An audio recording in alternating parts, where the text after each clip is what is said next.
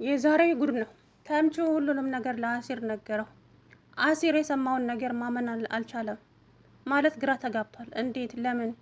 አንተ እንዴት ነው ገብተህ ያንን ነገር ያነሳኸው ሲለው አንተና ፋዘር ወደ ቤተ ክርስቲያን ስትሄዱ እኔ ቤት ገብቼ ነው ፎቶውንና መስቀሏን የወሰድኩት። እኔ ይጉዳቸው ይጥቀማቸው የማውቀው ጉዳይ የለም፣ ግን ለፋዘር ገንዘቡን ስለሚያስፈልጋቸው ብቻ ነበረ ገንዘቡን ፎቶውን የወሰድኩትኝ አለ።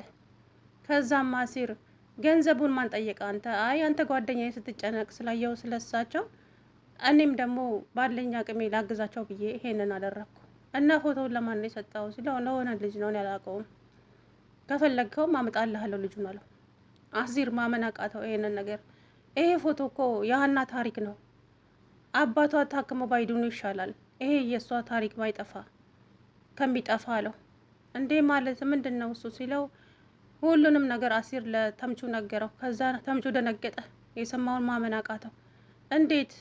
አባቱ አይደሉም እንዴ እሳቸው ሲል አዎ አይደሉም፣ አሳድገዋት ነው። እናም ደግሞ ቤተሰቦቿን ልታገኝ በቅርብ እንትን እያለች ነው። ስለዚህ ይሄ ፎቶ ግዴታ ተመልሶ ማምጣት አለበት አለው። በቃ እንደዛ ከሆነ ልጁን ጋማውን ይዤው አመጣለሁ፣ ፎቶውን እመልሳለሁ። እኔ ግን ፋዘርን የጠቀምኳቸውና አንተም ስትጨነቅ ስላየው ብቻ ነበር ይሄንን ነገር ያደረግኩት አለው። በፍጹም ተሳስተሃል አለው። ግን ደግሞ እኔ ልፈርድበት አልችልም ተምቹ ላይ፣ በእኔ እይታ ማለት ነው። ምክንያቱም ተምቹ አንደኛ ነገር አሲር ሲጨነቅ ስላየው፣ ሁለተኛ ነገር ደግሞ ሀኒ ቆዝማ ስላየ፣ ሶስተኛ አባትየው ደግሞ እንደዛ ታመው ስላለ ገንዘብ እጥረት ስለነበረባቸው ያንን ነገር አደረገ። ግን ደግሞ ያው አሁን እውነታውን ሲያግራ ተጋባ። ወይዘሮ ሜላት ደግሞ እናቷ መጣች። እናቷ መታ ሀናን ልክ እንዳየቻት ሀና እንዲህ ይች እኮ ሀሴት ናት፣ በልጅነቷም እንደዚህ ቆንጆ ነበረች አለቻት። አረ ሀሴት አይደለችም፣ እች እኮ ሰራተኛ ነች አለች። በፍጹም እችማ ልጅሽ ናት፣ ውስጤ ነግሮኛል። እንዴ እማዬ ምን እያልሽ ነው? እች ሀሴት አይደለችም፣ ሀና ነች፣ ሀና ትባላለች፣ የቤት ሰራተኛ ነች አለቻት። ከዛም እናትየዋ እውነቱን አወጣች። ሜላት ይሄንን ነገር መቋቋም አልቻለችም በፍጹም። የሰማችው ሁሉ ግራ አጋባት። እማዬ ምን እያልሽ እንደሆነ ይታወቅሻል ስትላት፣ በጭራሽ እያንዳንዱን ነገር ጠንቅቄ ያውቀዋለሁ። ምክንያቱም እቺ ልጅ ያንቺ ደም አይደለችም። ሀሴት በዚህ ነገር በጣም ተበሳጨች እና ባዩሽ ጋር ደወለች። ባዩሽ ደግሞ ምንድን ነው ያቺ ጦሰኛ አሮጊት መጣች። እሷ ከመጣችማ ነገሮች ሁሉ ተበለሻሹብን። በቃ ያሰብነው ሁሉ አልተሳካለንም አለች። ወይዘሮ ባዩሽ በጣም ተበሳጭታለች። ምክንያቱም የሜላት እናት ስለመጣች ማለት ነው። የሜላት እናት ከመጣች ሁሉንም ነገር ስለምታውቅ ሀና ትክክለኛዋ የሜላት ልጅ ናት። እቺ ደግሞ አጭበርባሪ ናት። ስለዚህ ከባድ ነገር ተፈጥሯል። ሰላም አለይኩም ወራህመቱላሂ ወበረካቱ። ውድና የተከበራችሁ ቻናል ቤተሰቦች እንዴት ናችሁ? አለው አልሐምዱሊላህ። ሀንዬ እንግዲህ እውነት ትመነመናለች እንጂ መቼም አትበጠስም። ውሸት ግን ውሸት ነው። አንድ ቀን መጋለጡ አይቀርምና እንግዲህ ወይዘሮ ሀሴት ባለፈው እንደዛ ቴሌቪዥኑ ላይ ቀርባ ከባህር ዳር ያሳደጉኝ ሴትዮ ልጇ ሊደፍረኝ በጣም ብዙ ነገር አድርጎኛል። እናም እኔን ለመድፈር በተኛውበት ሲሞክር ሲያስቸግረኝ ከዛ ቤት ጠፍቼ ወደ አዲስ አበባ ቤተሰቦችን ለመፈለግ መጣሁ። እናም እናቴ አሁን አንቺ ቤተሰቦችሽ እንዴት ታስታውሻለሽ? የምታስታውሹ ነገር አለ ሲላት፣ እኔ ያን ጊዜ የመኪናው አደጋ ስለደረሰብኝ ቤተሰቦቼን ማንም ይሁን ማን ይሁን ስማቸውን አላውቅም። ነገር ግን ደግሞ ያሳደገችኝ ሀያቴ ወደ ጎንደር ይዘኝ ስትሄድ ጎንደር ያስነሳችኝ ፎቶ ነበረ። እናም ያ ማስረጃ እሱ ይሆናል ብዬ ፎቶውን ይዣዋለሁ አለች። ሀና ጋር የተሰረቀውን ፎቶ እና መስቀሉን በልጅነት የታሰረልሽ ነው ብላኛለች ሀያቴ። እናም እሱ አለ እኔ ጋ እሱ ማስረጃ ይሆናል ብዬ አስባለሁ አለች እና ለሰውየው ሰጠችው። ያንን ነገር ስታይ ነው አንቺ ደግሞ ያመነችው። ግን ደግሞ ይሄ ነገር የተሰረቀው ከሀና ጋር መሆኑን ተምቹ ሰማ። ተምቹ ይሄንን ቴሌቪዥን ላይ ዩቲዩብ ላይ የተለቀቀውን ቪዲዮ ሲያይ ያየውን ማመን አቅቶታል። እንዴት ሊሆን ቻለ?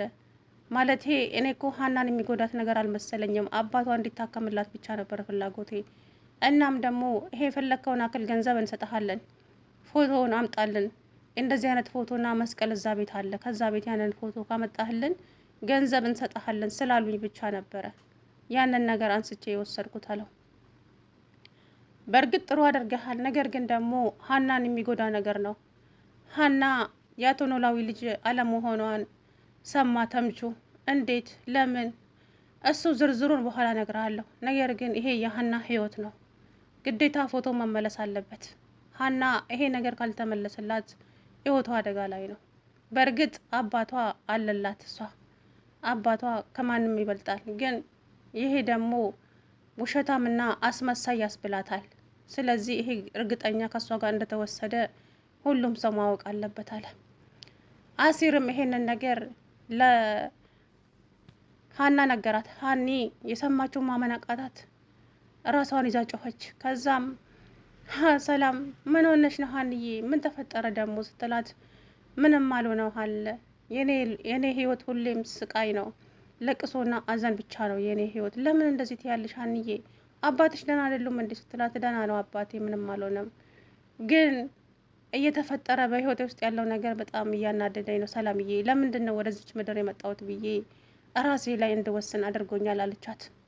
እንዴ እንደዛ እኮ አይባልም ሰላምዬ፣ ምን ላድርግ? ምን ልበልሽ? ከዚህ የበለጠ ተይ፣ በፈጣሪ ስራ አትግቢ።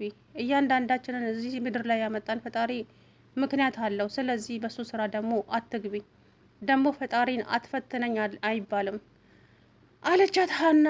ከዛ ሀና ቆይ ምን ሆነች ነው ንገረኝ እስቲ ስትላት ሰላምዬ ከየቱ ጀምሬ ልንገርልሽ? ከፈለግሽው ጀምረሽ ንገረኝ አለቻት ሰላም። ከዛም ሰላም ማነች ሀና ይህ ባለፈው እርግብ ያመጣችው ፎቶ ከኛ ቤት የሰረቀው ሰውዬ ታወቀ አለቻት። ምን አለች ሰላም? አዎ ሰላምዬ፣ በእርግጥ ላታምኝን ትችያለሽ፣ ግን እውነታው ይሄ ነው። እኔ እናንተ ቤት ነበርኩኝ። አባቴም ከአሲር ጋራ ቤተ ክርስቲያን ሄዶ ነበረ። እናም ይሄ ተምቹ ነው ከቤት ገብቶ የወሰደው። የአሲር ጓደኛ ነበረ፣ አምጣ ተብሎ ፎቶ ለነሱ የሰጠው አለቻት ሰላም። የሰማችውን ነገር ማመን አቃታት። ሜላትም በፍጹም አይሆንም፣ ይሄ ነገር አይሆንም፣ አሴት እርግብ ብቻ ናት። በቃ እኔ ሌላ ልጅ የለኝም፣ ልጄን አግኝቻለሁ፣ እሷም ደግሞ እርግብ ናት። ከዚህ በኋላ ሀና ዝባዝንኪ የምትሉትን ነገር ታቆማላችሁ አለች። እሷ ደግሞ መቼ እንደምታምን አላውቅም። ሁሌ ጭቅጭቅ፣ ሁሌ ጭቅጭቅ፣ ሁሌ የኔ በቃ እኔ የምለው ካልሆነ ትላለች ወይዘሮ ሜላት ማለት ነው። የእውነት በጣም ታናደደኝና ግን እውነታው ሲገባሽ ምን እንደሚውጥሽ አላውቅም በእውነቱ ማለት ነው። እንግዲህ ሀንዬ እሷ የነ መስፍን ልጅ ሆነችም አልሆነችም ምንም ግድ የሚሰጣት ነገር የለም። ምክንያቱም በችግር ተቸግሮ መከራው በልቶ ከአባትም በላይ ሆኖ ያሳደጋት አባት አላት እና ደጋግማ ነግራቸዋለች። እኔ እናንተ ቤት ምንም አይነት ነገር ፈልጌ አልመጣሁም፣ ስጋዊ ዝምድናችሁንም ፈልጌ አይደለም፣ ንብረታችሁንም ፈልጌ አይደለም። ግን ደግሞ አባቴ ማሳከም ስላለብኝ እናንተ ቤት ዝቅ ብዬ ሰራሁኝ እንጂ እግዚአብሔር ይመስገን አባቴ ከዳነልኝ እኔ ወደ ተወለድኩበት ሀገር ይመለሳለሁ ወደ ደሴ አለችው ለአቶ መስፍን። ሀንዬ ለምን እንደዚህ ትሆኛለሽ? አይ ግን ካጠፋው ይቅርታ፣ አሁን መሄድ አለብኝ አባቴ ጋር ብላ ጥላው ሄደች። ወይ ጉድ! እንዴት ቢያሳድጓት ነው ግን እች ልጅ ምን አይነት ስነ ምግባር ነው ያላት አለ ማለት ነው ሰውየው። በእርግጥ የነ ሰላም አባት በጣም ጥሩ ሰው ነው፣ ትዕግስተኛ ነው፣ ሰዎችን ማዳመጥ ይችላል። ሜላት ደግሞ አታዳምጥም። የራሴ ካልሆነ ብቻ የራሴ ብቻ ተሰሚነት ይኖር ነው የምትለው። ያ ነገር ደግሞ ተገቢ አይደለም ለሰው ልጅ ማለት ነው። እውነቱን ለመናገር እንዴ ግዴታ መደማመጥ አለ። የእኔ ብቻ ይሁን ከተባለ ጥሩ አይደለም። እና እንግዲህ ወይዘሮ ሜላት እናቷ መታ ሁሉንም ነገር ልታከሽፈው ነው። ዛሬ መታለች የሜላት እናት። እናቷን ስታይ እማዬ እንዴት መጣች ሳትነግሪኝ? አይ መጣው በቃ ውስጤ ጥሩ ነገር ስላልተሰማኝ ሳልነግራችሁ መጣሁ። ምን ነው ደህና አይደለሽም? እንዴት ስትላት ደህና ነኝ። አሁን እንግዲህ የሜላት እናት ሀና ልክ እንዳየቻት ወይ የኔ ልጅ ብላ እንትን አለቻት። ከዛም እንዴ እማዬ እሷ እኮ ሰራተኛ ነች አለቻት። ምን ማለት ነው ሰራተኛ ማለት? እቺማ ሀና አሴት ናት። ውስጤ እንደዚሁ ነግሮኛል። በቃ ልክ የነመናሴ አባት እንደተናገረው ማለት ነው። የነመናሴ አባት ልክ ሀናን እንዳየ የኔ ልጅ ልክ በቃ የውስጣቸው የሚነገራቸው ነገር አለና እንግዲህ ወይዘሮ እርግብ ምን ይውጥሽ ይሆን አላቅልሽም። እንግዲህ ፈጣሪ እውነቱ አሁን እርግጠኛ ነኝ ውጤቱ የሀና ነው የሚሆነው፣ የሀና ነው የሚሆነው። ግን ያው ሜላት አታምንም ይሄንን ነገር አሁን አምና መቀበል አትችልም በፍጹም ማለት ነው። ምክንያቱም የኔ ልጅ እርግብ ብቻ ነች ብላ ውስጧን አሳምነዋለች።